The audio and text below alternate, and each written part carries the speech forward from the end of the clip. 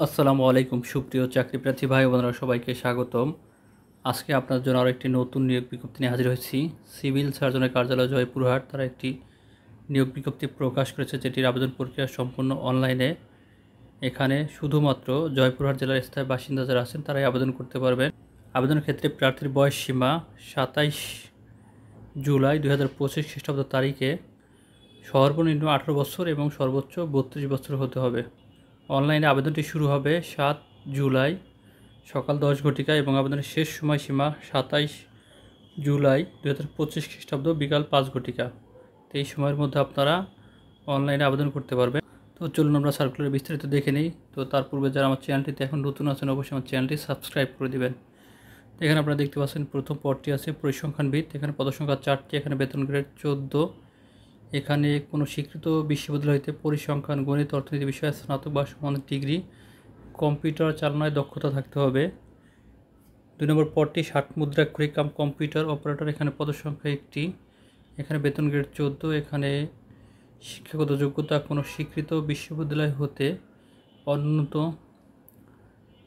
ন্যূনতম দ্বিতীয় শ্রেণীতে স্নাতক বা সমানের ডিগ্রি, কম্পিউটার ব্যবহারের অভিজ্ঞতা থাকতে হবে। ষাটলিপিতে বাংলায় প্রতি মিনিটে 35, ইংরেজিতে প্রতি মিনিটে 70 শব্দের গতি এবং টাইপিংয়ে বাংলায় প্রতি মিনিটে 25, ইংরেজিতে 30 শব্দের গতি থাকতে হবে।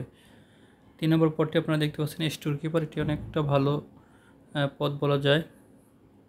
তো এখানে পদ সংখ্যা 5টি, একটা বেতন গ্রেড 16। এখানে উচ্চ মাধ্যমিক সার্টিফিকেট বা সমমানের পরীক্ষা উত্তীর্ণ।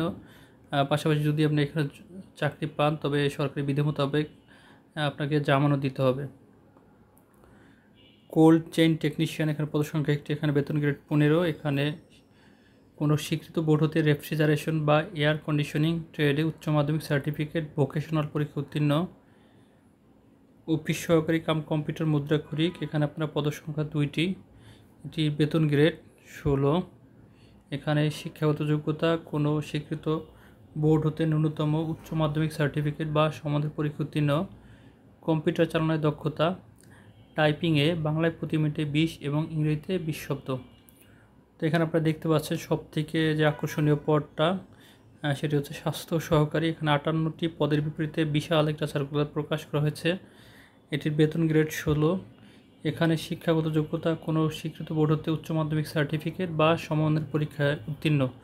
তো এই একটা পদ যেটার জন্য আপনাদের কোনো কম্পিউটার টাইপিং বা শর্ট হ্যান্ড কিংবা অন্যান্য যে কোনো শর্তাবলীর প্রয়োজন নাই। এখানে শুধুমাত্র আপনার উচ্চ মাধ্যমিক সার্টিফিকেট পরীক্ষায় উত্তীর্ণ থাকলে আবেদন করতে পারবেন।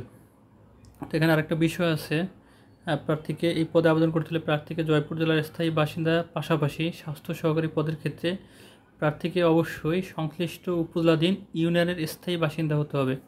তবে সংশ্লিষ্ট সাবেক ওয়ার্ডের প্রার্থীগণ অগ্রাধিকার পাবেন। তো এখানে একটা বিষয় কি, যে আপনাদের ইউনিয়নে শূন্য পদ খালি আছে কিনা এটা অবশ্যই আপনাকে জেনে নিয়ে আবেদন করতে হবে।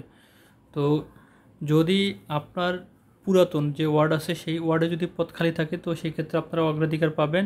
আর যদি আপনার ওয়ার্ডে খালি না থাকে, ইউনিয়নের মধ্যে খালি আছে, তো সেই ক্ষেত্রেও আপনারা আবেদন করতে পারবেন।